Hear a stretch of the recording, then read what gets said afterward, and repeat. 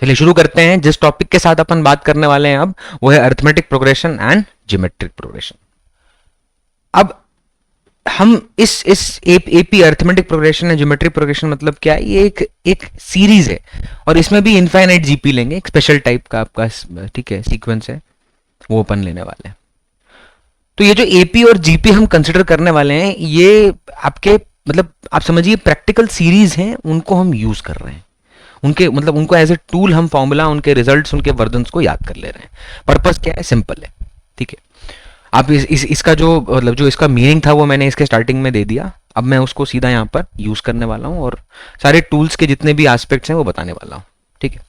तो arithmetic progression मतलब simple सी बात है कि मान लीजिए आपने सोचा कि मुझे कोई बुक पढ़नी है और आप क्योंकि रीडिंग नहीं करते हैं या जिंदगी में कभी आपने किताब नहीं पढ़ी, ठीक है, मन नहीं किया या तो आपने शुरू किया मान लीजिए पढ़ने के लिए, तो आपने सोचा कल 2 पन्ने पढ़ेंगे, उसके बाद 4 पन्ने पढ़ेंगे, फिर 8 पन्ने पढ़ेंगे, ऐसे। या हो सकता है आपने सोचा कि डेली एक एक पन्ना बढ़ाते जाएंगे या 2 पन्ने मतलब डेली बढ़ाते जाएंगे, ठीक है। तो वो जो जो इंक्रीमेंट है, वो जो सीक्वेंस बन रहा है उन नंबर्स का, उन नंबर ऑफ पेजेस का, उस पर्टिकुलर एंड जो मतलब जिस भी क्वांटिटी पे फोकस है उसका जो एंड पॉइंट है, वो जो सीक्वेंस बन रहा है, that sequence is arithmetic in nature और ज्योमेट्रिक इन नेचर। क्या है उस पर फोकस करते हैं। चलिए सबसे पहले बात करेंगे हम व्हाट इज अरिथमेटिक प्रोग्रेशन। तो हम पहला टॉपिक उठा रहे हैं अरिथमेटिक प्रोग्रेशन के ऊपर। Now what is arithmetic progression, ठीक। अब अरिथमेटिक प्रोग्रेशन का मीनिंग है जहां पर हम मान लीजिए कोई पहला टर्म है हमारा ए, उसमें हम एक डी नाम का कॉमन डिफरेंस जोड़ देते हैं तो नेक्स्ट टर्म बन जाता है ए प्लस डी। उसमें फिर से वो डी जोड़ देते हैं तो बन जाता है ए प्लस 2d और ये सो ऑन चलता जाएगा। इसी सीरीज को अपने क्या बोलते हैं, अरिथमेटिक प्रोग्रेशन, ठीक है। इसमें डी का मतलब क्या होता है, डी एक कांस्टेंट क्वांटिटी है जो हर सब्सिक्वेंट हर कॉन्जिक्यूटिव टर्म में ऐड होता जा रहा है to produce the next one, ठीक है। ये डी नेगेटिव भी हो सकता है, ये डी पॉजिटिव भी हो सकता है, जीरो नहीं होगा, नहीं तो फिर कोई मतलब नहीं है, सेम क्वांटिटी रिपीट हो रही, ठीक है। तो अरिथमेटिक प्रोग्रेशन में नेक्स्ट फर्दर क्वांटिटी बढ़ भी सकती है, जैसे यहाँ इधर से इधर जाएंगे तो ये बढ़ भी सकता है और हो सकता है कम भी हो रहा, डिपेंड करेगा डी पॉजिटिव है या नेगेटिव है। तो इसमें ए क्या है, व्हाट इज ए, तो ए इज योर फर्स्ट टर्म, ये आपका फर्स्ट टर्म है, ठीक है, ए इज योर फर्स्ट टर्म। अच्छा, अब इसमें जो जो चीजें इंपॉर्टेंट है वो मैं लिखता जा रहा हूं, अब सुनना ध्यान से, ठीक है। तो नेक्स्ट पॉइंट ये है कि इसमें फर्स्ट टर्म पता चल गया, अब कोई भी nth टर्म कैसे लिखें, टी nth। लास्ट टर्म तो अगर सीरीज ने दे रखा है तो अलग बात है, या नंबर ऑफ टर्म्स बता रखे हैं तो अलग बात है, लेकिन अगर मुझे कोई nth टर्म लिखना है, nth टर्म लिखना है, तो मैं उसको लिखूंगा T nth is equal to A plus N minus 1 into D. इसमें ए का मतलब फर्स्ट टर्म, एन का मतलब जिस टर्म के बारे में बात हो रही है nth टर्म, और डी का मतलब है कॉमन डिफरेंस। कॉमन डिफरेंस का मतलब क्या है, आप इस सीरीज को देखिए, कोई भी 2 कॉन्जिक्यूटिव टर्म्स को जब आप सब्ट्रैक्ट करेंगे तो जो बचेगा वो क्या है, आप ध्यान से देखिए, डी। ए प्लस डी और ए सब्ट्रैक्ट करेंगे क्या बचेगा, डी बचेगा। वैसे ही ए प्लस 2d और ए प्लस डी माइनस करेंगे तो क्या बचेगा, डी बचेगा।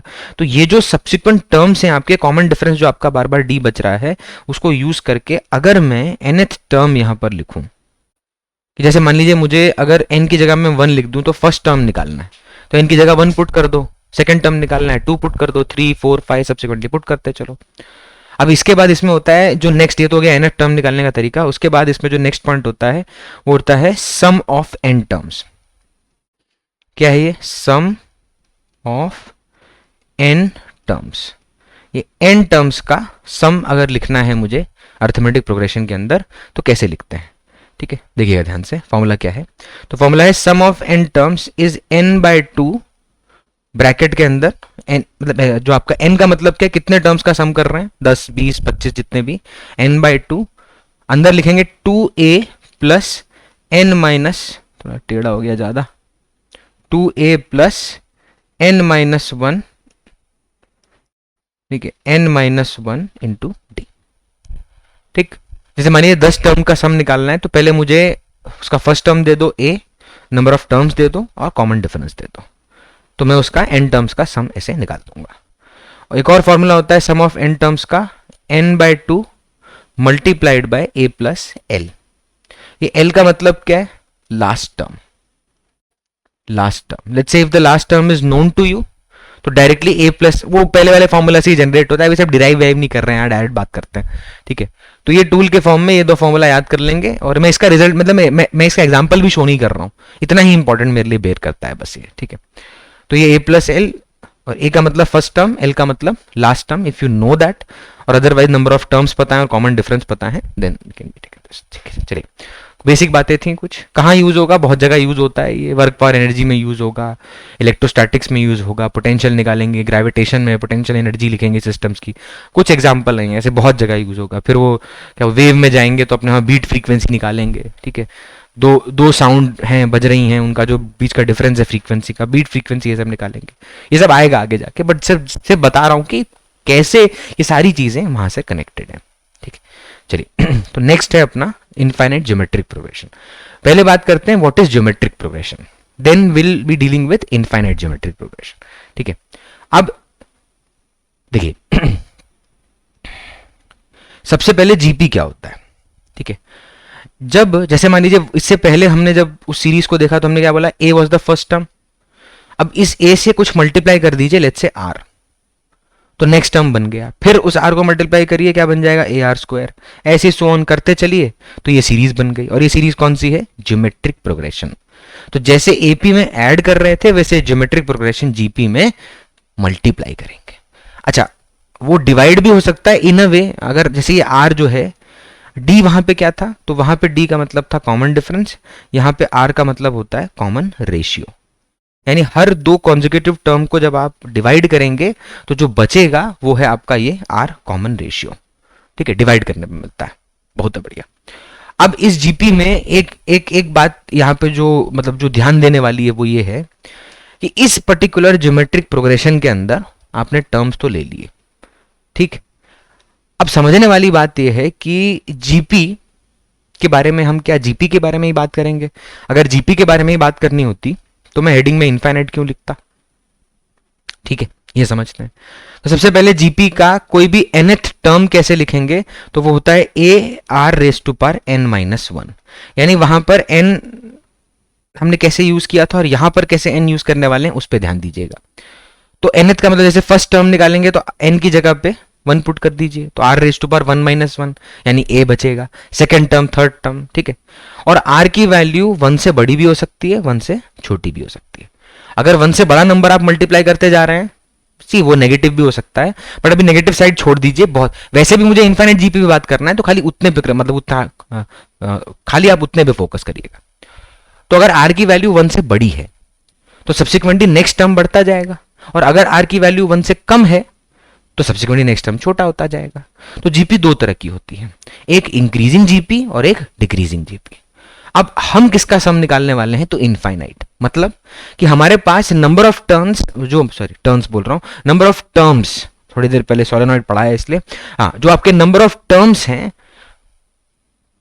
ठीक है, यहां पे वो नोन नहीं है। इनफाइनाइट का मतलब क्या, बहुत सारे हैं, चलता जाएगा।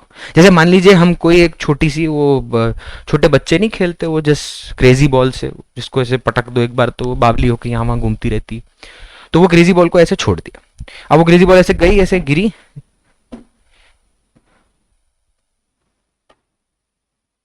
क्या हो रहा है, हाइट कम होती जा रही है। अब अगर कोई उसको वहां बैठ के देखता है, कोई मतलब कोई पूछे कितने कोलिजन हुए, या हर बार जो भी हाइट उसने कवर किया बाउंस बैक करने के बाद, ऑब्वियसली कुछ एनर्जी उसने लूज की होगी टकराने में, बट अभी उसको छोड़ दीजिए, ये सब तो फिर आप टॉपिक में एंटर कर गए, टूल कहाँ रहा फिर। तो टकरा के जो हाइट कवर करेगा उन हाइट्स को जोड़ देंगे, तो टोटल जो डिस्टेंस है वो मान लीजिए हमें निकालना है। अब इसमें हमें जीपी यूज करना पड़ेगा, टोटल टाइम निकालना है, जीपी यूज करना पड़ेगा। उसमें भी स्पेशल नीट और मेंस के हिसाब से सिर्फ उसका इनफाइनाइट टर्म्स की बात करनी है। तो मान लीजिए यहां पर इनफाइनाइट टर्म्स है, और इनफाइनाइट टर्म्स में भी मैंने अभी बोला जीपी कितने तरह की होती हैं, दो, एक है इंक्रीजिंग जीपी और दूसरी है डिक्रीजिंग जीपी, ठीक, एक इंक्रीजिंग जीपी और दूसरी है डिक्रीजिंग जीपी। हम किस पे फोकस करेंगे, सुनना ध्यान से।